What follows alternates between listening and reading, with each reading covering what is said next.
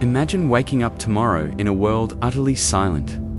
No roar of engines, no planes scarring the sky, and no motorcycles tearing through the wind.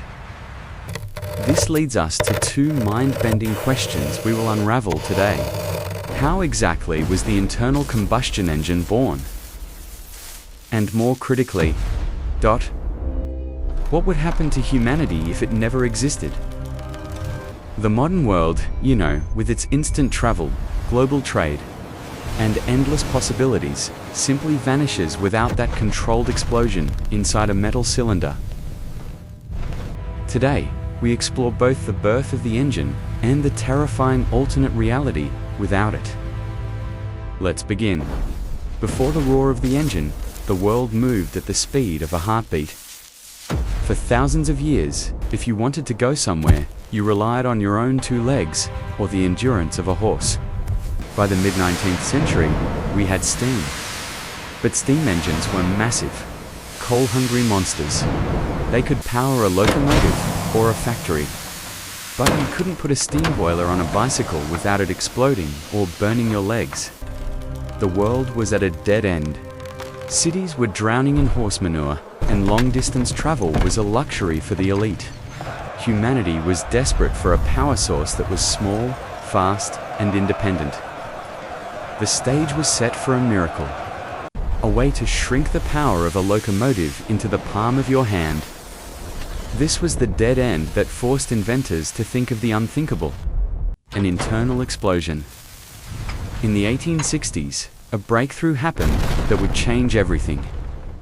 While everyone else was obsessed with external steam, a few visionaries like Etienne Lenoir and Nicolaus Otto looked at the explosion itself. They asked, why heat water to move a piston when we can ignite fuel directly inside the cylinder? It was a radical, dangerous idea. It was like trying to trap lightning in a bottle. This was the birth of the internal combustion concept. But it wasn't perfect yet. Early engines were loud, inefficient, and prone to blowing up. They needed a rhythm. Nicolaus Otto finally cracked the code with the four-stroke cycle: intake, compression, power, and exhaust. This was the drumbeat of progress. Suddenly, we had a machine that breathed fire and exhaled motion. But an engine needs blood to run. In the late 19th century, gasoline was actually a useless byproduct of kerosene production, often thrown away. Inventors realized this waste was packed with incredible energy density. When mixed with air and compressed, a single gallon of gasoline held the power of dozens of sticks of dynamite. But it could be released, drop by drop. Inside the metal heart, the carburetor acts like a lung, mixing fuel and air in a perfect mist. The spark plug then acts as the lightning, igniting the mixture at the exact microsecond of maximum pressure. This wasn't just mechanics, it was alchemy. We were turning liquid fire into mechanical torque. This mechanical heart was now small enough to fit on a frame, setting the stage for the world's very first motorcycle. In 1885, Gottlieb Daimler and Wilhelm Maybach did something crazy.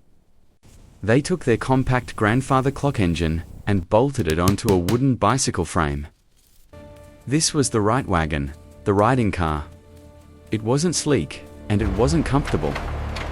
It had a leather saddle that felt like a horse's back and wooden wheels that offered zero suspension. When Paul Daimler, Gottlieb's son, climbed on for the first test ride, he wasn't just riding a bike. He was sitting on a ticking time bomb of progress. It traveled only 12 kilometers per hour. But it was the first time in history that a human moved without the help of a horse or a rail. The two-wheeled revolution had officially begun. Now, let's stop time. What if Daimler and Otto had failed?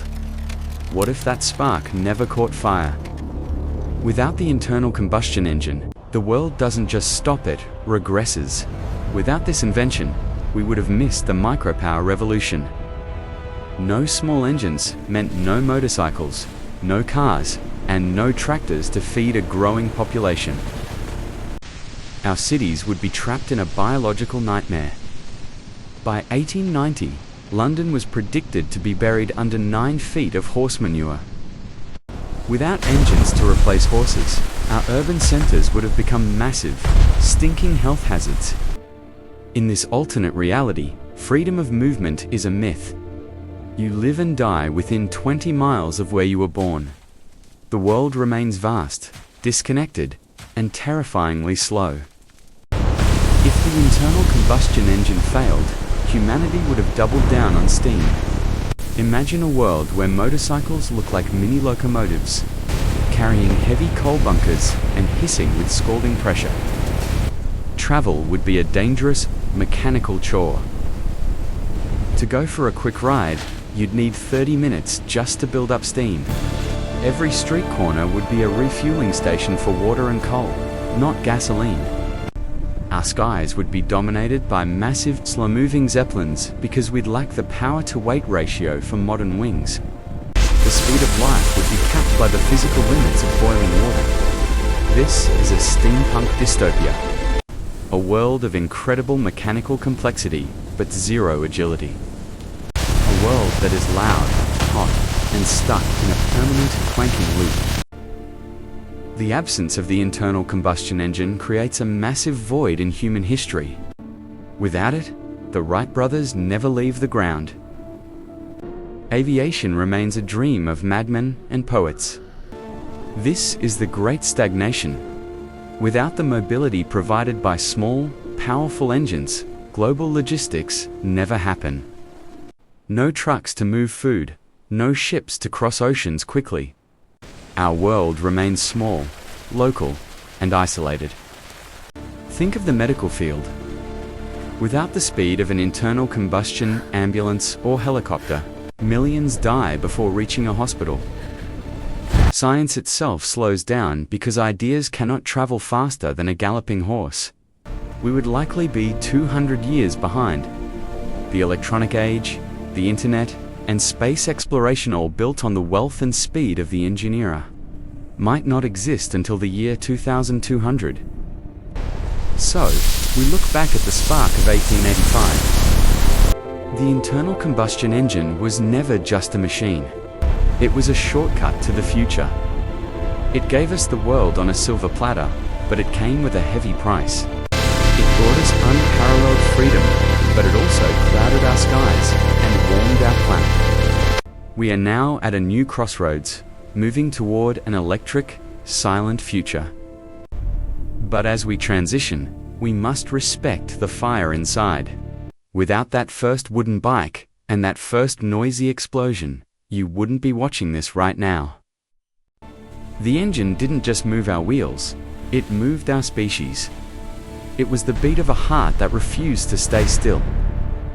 Until next time, stay curious.